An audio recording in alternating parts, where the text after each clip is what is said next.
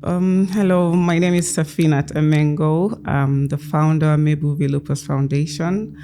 I'm 45 years old. I was born in Lagos, Nigeria, and I love to dance.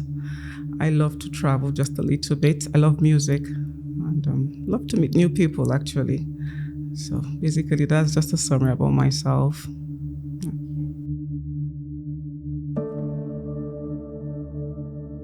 Lupus is an autoimmune disease which affects the body.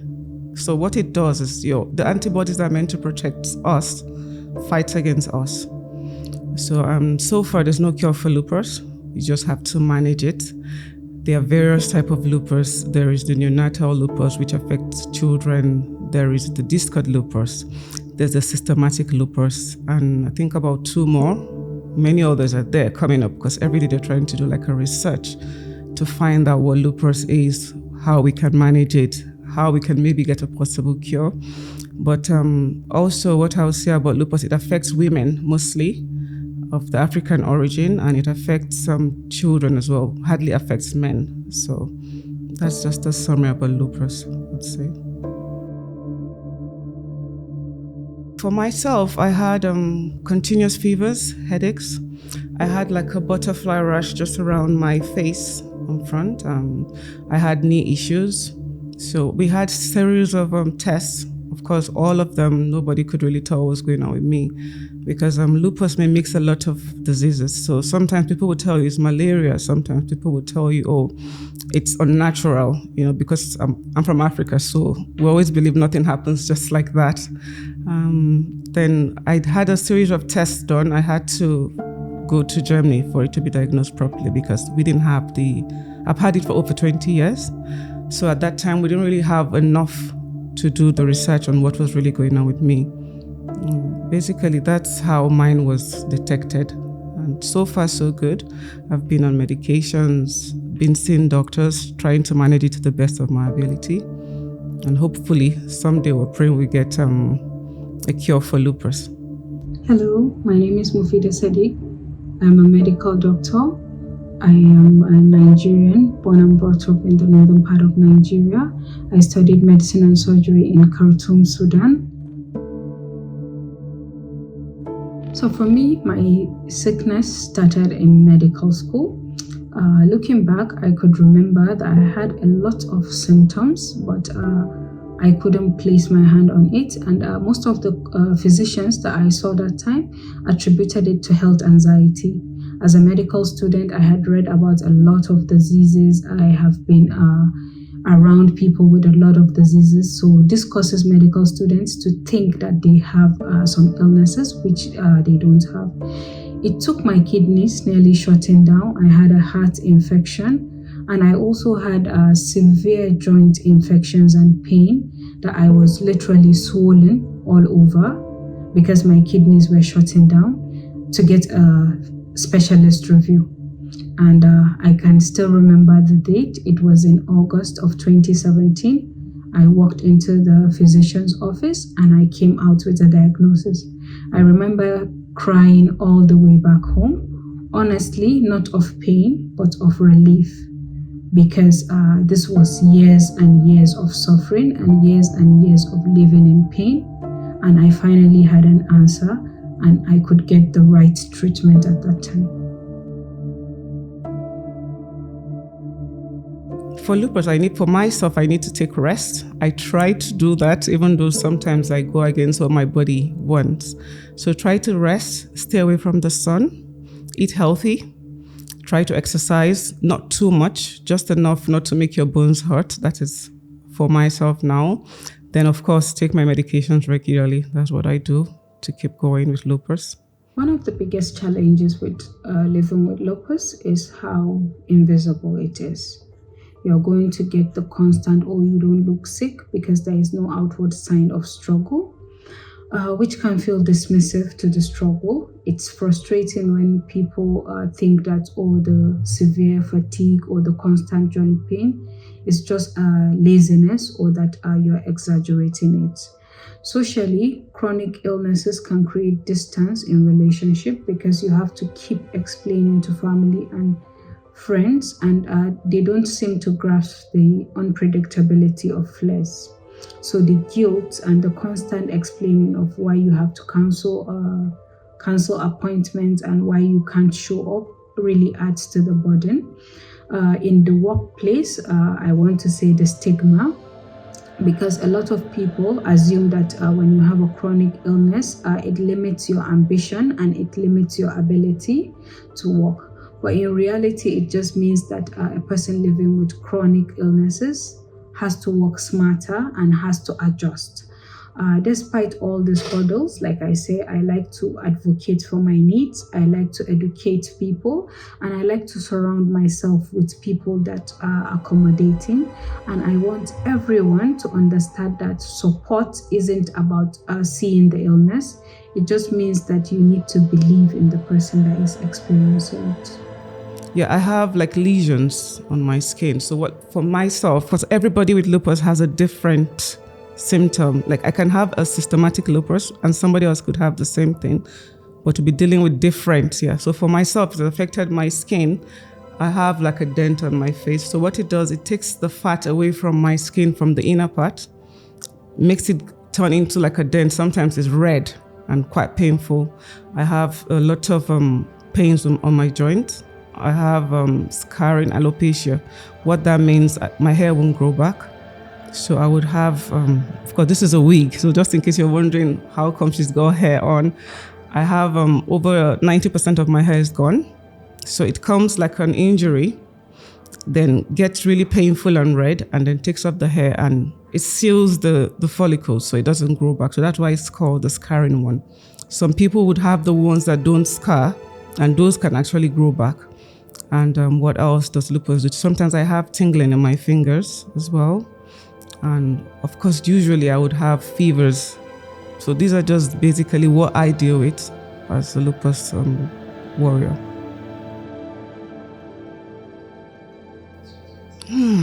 I would call myself a lab rat because I had operations done on me, which were all errors.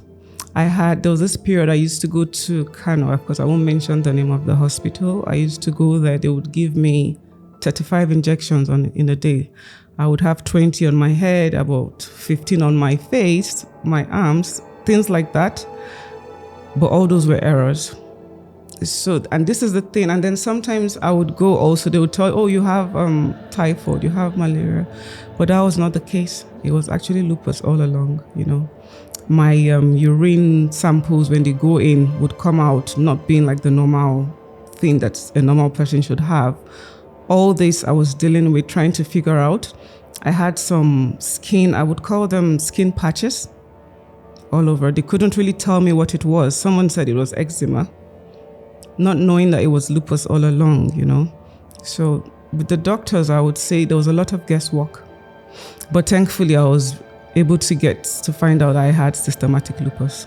So far, so good with that. Tests for lupus and other autoimmune diseases have to be sent abroad, which causes delay, increasing also the cost of this test. And it's just not feasible because we don't have the equipment to test for it locally. The other one is access to medication. Lupus medications are very expensive, and they are most of the times are inaccessible to us in Nigeria. So we have to look for them abroad, and even when they come, they are very costly. There is also misdiagnosis and the long time taken before diagnosis. This also goes hand in hand with the lack of rheumatologists or specialists that we have. We have a forum for people living with lupus, and when you ask questions like, oh, how long did it take you to get diagnosed? The average is actually 7 years. So someone has to live for 7 years in constant pain before he gets the right diagnosis. This also is because lupus can mimic a whole lot of conditions, so it is actually a difficult condition to diagnose and manage. The other one is the healthcare system challenges that we have, and I'm sure if it improves, we are going to get the best, and there will be less barriers for treatment and diagnosis in my country, Nigeria. Okay. For myself, I work for myself now. I used to work for different firms, which I'm no more doing. So I own my own business. So this allows me time. So if I need to rest, I can actually, because boss of myself, I can actually take time off to rest. So I would say for my work, it's okay because I have the liberty to do what I should be able to do at a particular time, not according to someone's time. This, I would say, is a challenge for a lot of people because a lot of lupus warriors, they've actually been laid off. Navigating work and living with lupus has been a journey of adaptation and resilience. Alhamdulillah, now I live in a world where there is inclusion and accommodation of people living with chronic illnesses and people with determination or special needs, in the sense that they can work in places that caters for their needs. I want to say that even in Nigeria, I was opportuned to work with colleagues and seniors that were really, really accommodating and were really impressed by my dedication and my work ethics. I made sure that I told my employers about my condition beforehand, and they made sure that they never overburdened me. I took breaks when I can, and they were always supportive. Lupus is an invisible condition, meaning you're going to get the constant, oh, you don't look sick. But the pain is real, the battles are real, the constant flare-ups are real. So my advice for people is always choose to work smartly. I looked forward and did my work with so much dedication, but I made sure I prioritized my health. I was never overwhelmed or overburdened, and I made sure that I surrounded myself with people that were really accommodating, understanding, and I made sure that I advocated for other people living with chronic illnesses so that they can get the same care and the same accommodation that I was getting. Lupus has impacted me both mentally and physically in profound ways. I loved writing. I used to love writing. I thought that by now I would have published a lot of books. Through personal projects and writing competitions, I created a strong fan base of about over 20,000 active readers. But I had to take a break away from that because of lupus, the constant joint pain, the fatigue, the exhaustion, and something we call a writer's block, because I used to have brain fog from taking a lot of medication. Mentally, lupus brings severe exhaustion, but I refuse to let that define me. Physically, I made a promise with myself never to lose this fight. I take my medications diligently, and I continue to serve my role as a doctor with dedication. Personally, for me, I think this journey with living with lupus has deepened my compassion and empathy. I have lived in constant severe pain, so I know pain firsthand, and I understand my patients' struggles, and I carry this perspective into my work. I know that the battle with lupus is relentless, but I choose resilience, and I'm not giving up on this fight. Okay, with lupus, because if you look at me, you can't tell I'm really ill. Like right now, I'm actually dealing with some pain, but you can't tell. So sometimes when you have friends and maybe you're always not there, they feel you're giving excuses. Even in your workplace, they feel you're giving excuses like, why are you acting up? You look well. Why do you always say you're ill? Why are you saying you can't do this?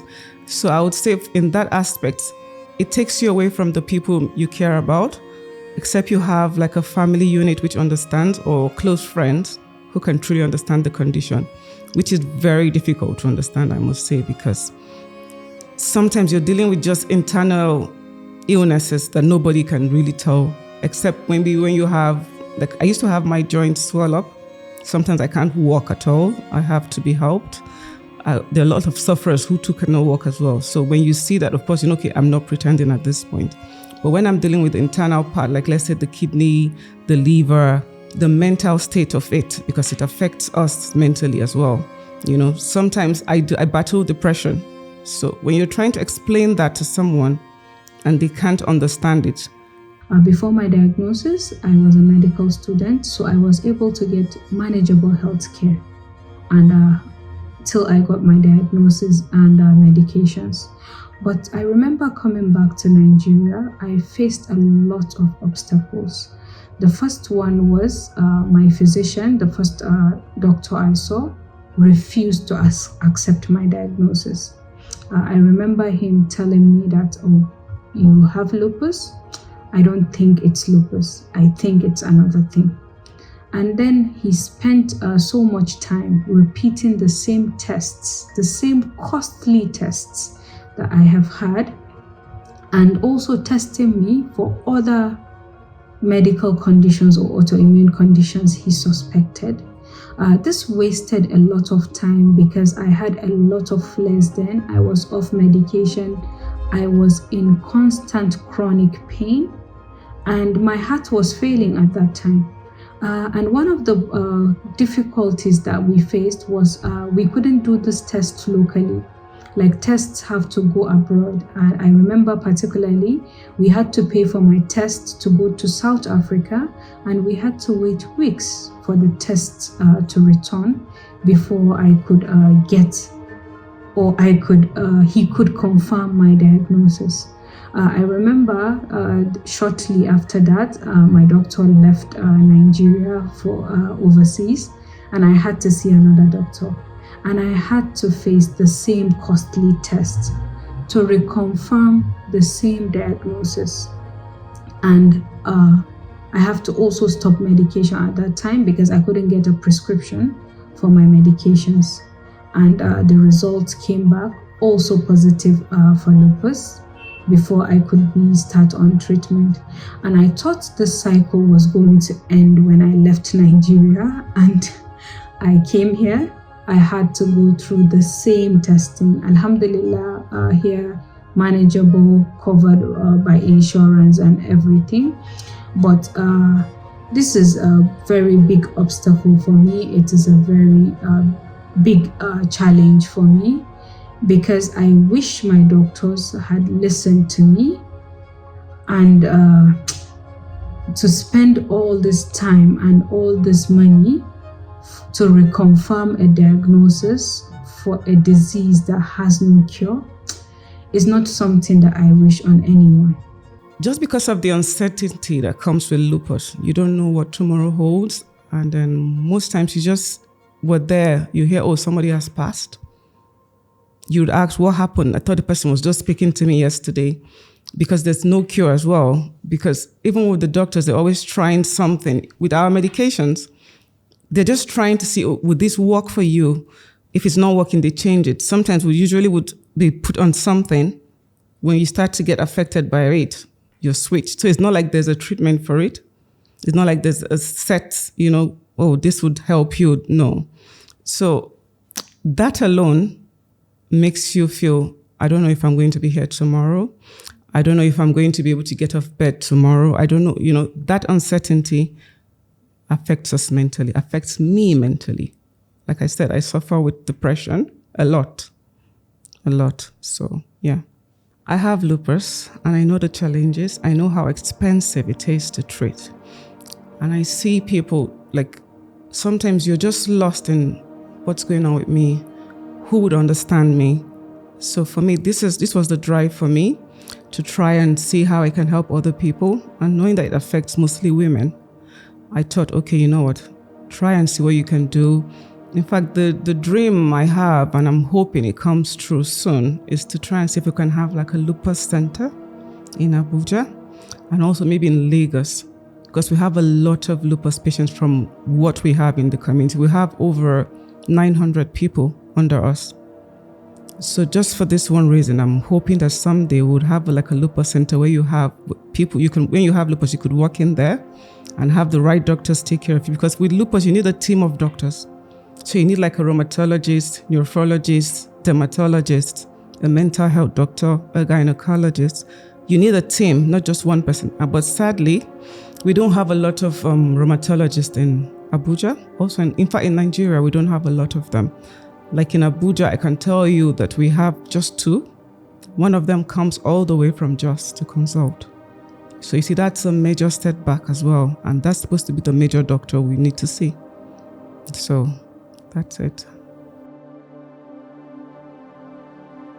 Okay, what we've been doing so far before, of course, we're trying to have an awareness. We're having something coming up soon. But what we've been doing so far, we give out free medications to sufferers. We give them free medications. We try to do this every month. And we also try to see if we could reach people in different states. So it's not just in Abuja. We try to reach people in Kano, Kaduna, in the east, in Lagos, a lot of Port Harcourt, Abeokuta. We try to.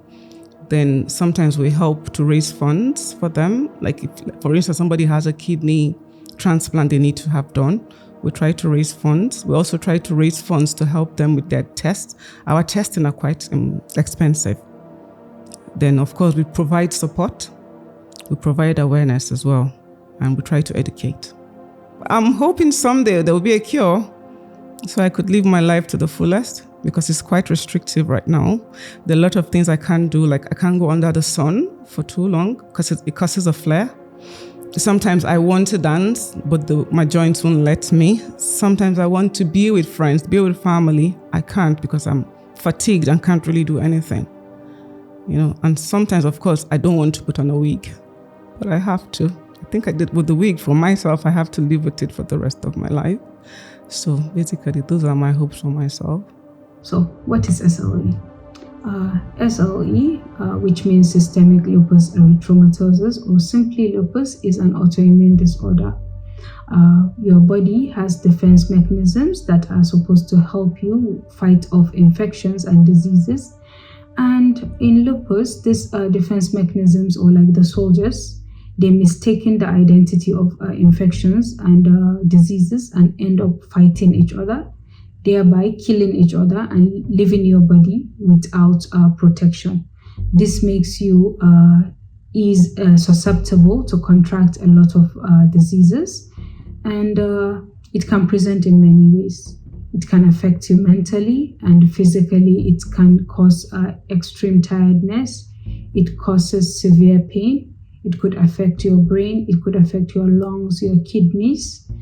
And unfortunately, as of today, lupus has no cure. And symptoms could also differ from one person to another.